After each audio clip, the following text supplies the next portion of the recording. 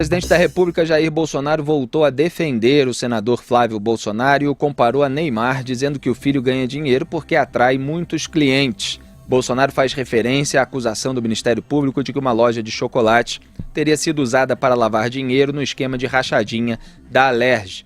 Os depósitos em espécie nas contas do estabelecimento aumentaram na comparação com a antiga gestão. Nessa semana, o juiz da 27ª Vara Criminal do Rio, Flávio Itabaiana, autorizou a operação de busca e apreensão em endereços de Flávio Bolsonaro. Locais ligados ao ex-assessor Fabrício Queiroz e parentes de Ana Cristina Vale, ex-mulher de Jair Bolsonaro, também foram alvos da operação. Falando a apoiadores, o presidente da República avaliou que cabe ao filho responder pelos próprios atos. Solta aí, Robson. Ele mexe no caso de chocolate. Daí acusaram ele também, está ganhando mais na casa de chocolate. O que acontece? Quem leva mais clientes para lá, ele leva um montão de gente importante para lá, ganha mais. É a mesma coisa chegar aí pro, deixa eu ver aqui, pro Neymar. Por que está ganhando mais do que os outros jogadores? Porque ele é mais importante. Que não é comunismo. Se ele fez besteira, responda pelos atos dele. As franquias são controladas. Não é o cara abre uma franquia e a matriz abandona. Ninguém lava dinheiro em franquia. E Jair Bolsonaro atacou o Ministério Público do Rio de Janeiro e o juiz Flávio Itabaiana do Tribunal de Justiça do Estado. O presidente afirmou que, pelo que parece, uma filha do magistrado é funcionária fantasma no governo do Rio. Vamos assistir. Já perguntaram para o governador Witzel por que a filha do juiz Itabaiana está empregada com ele? Pelo que parece, não vou atestar aqui, é fantasma. Já foram em cima do MP, não sei se vai investigar o Witzel. Vocês repararam que no dia, na véspera desse novo caso do Flávio aí, a Polícia Federal mostrou uma operação na Paraíba, onde lá um dos relatores falou que o Witzel pegou 115 mil de caixa preta para a campanha. Em nota, o governo do estado do Rio rebateu, dizendo que Natália Nicolau trabalha atualmente na Casa Civil do Estado como secretária nível 2. Ela é responsável pelo fichamento de processos, elaborações de ofícios, atendimento, organização da agenda e arquivos. Já Flávio Bolsonaro alega que os depósitos, que somaram 2 milhões na conta de Fabrício Queiroz, são oriundos de recursos do ex-assessor e foram feitos em 12 anos. Também nesta sexta-feira, durante entrevista na saída do Palácio do Alvorada, o presidente deu mais uma declaração polêmica a jornalistas. Solta aí. Ô, rapaz, pergunta pra tua mãe o comprovante que ela deu pro teu pai, tá certo?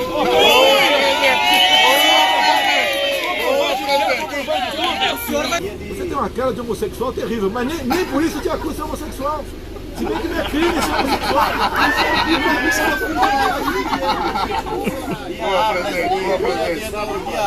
Fala assim, você fala C o tempo todo. Peraí, vou terminar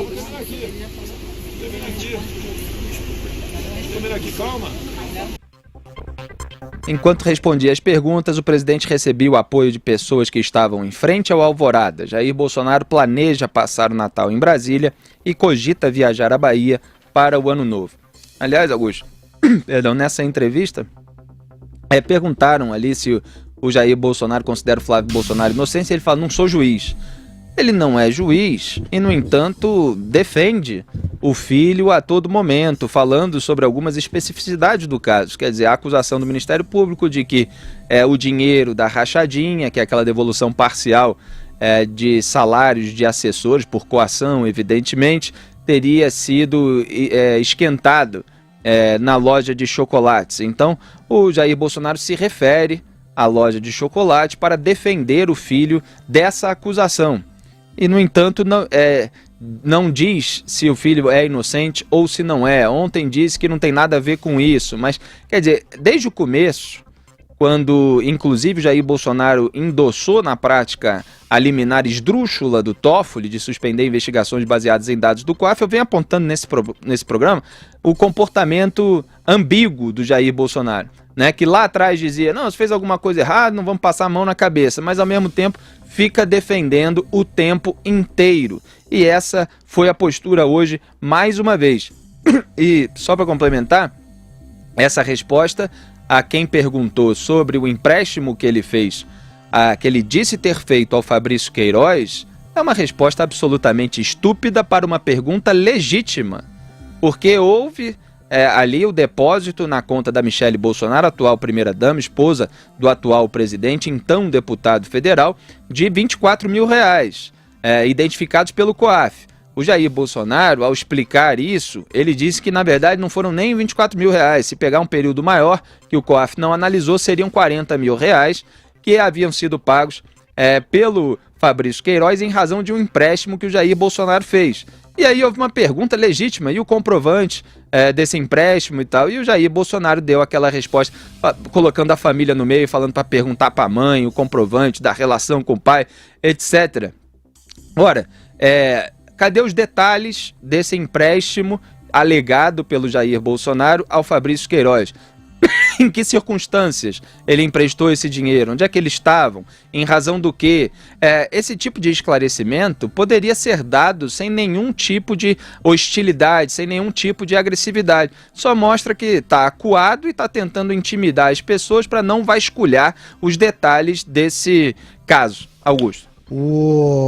Eu acho que o presidente Bolsonaro tem de seguir aí uma das regras elementares do beabá da política, é manter distância desse caso, como ele tem prometido, mas não tem cumprido, ele acaba envolvido. Pelo seguinte, quer dizer, é um dos mandamentos da política. Nesses momentos, o status de presidente da República tem de prevalecer sobre a condição de pai. Não há exceção para essa regra. Tem que ser assim, do contrário as coisas se confundem. É evidente que quando há um empréstimo que ele, o próprio presidente, revelou ter feito, ele precisa tratar desse assunto e explicar o que é que aconteceu em detalhes, sem ficar colérico, sem se irritar, explica. Quanto ao filho, ele deve se manter afastado disso, porque senão as coisas, repito, se confundem e vão se agravando. Não adianta responder a perguntas com acusações a outras pessoas, porque, de novo, a soma de dois culpados não resulta num inocente.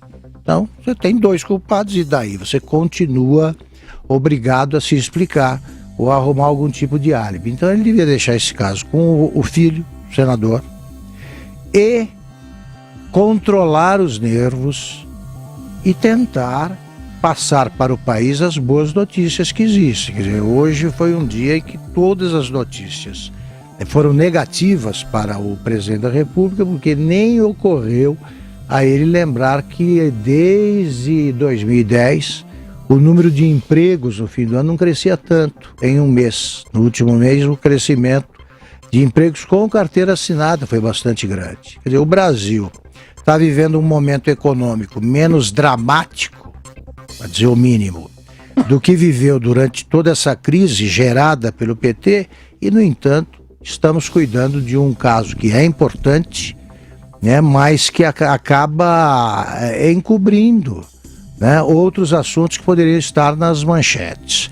Há poucos dias o ministro Paulo Guedes concedeu uma entrevista à Globo News que foi uma entrevista da melhor qualidade. Ele fez um balanço positivo do ano, contou o que tem sido feito e ponto. Nessas entrevistas de confronto não acabam bem.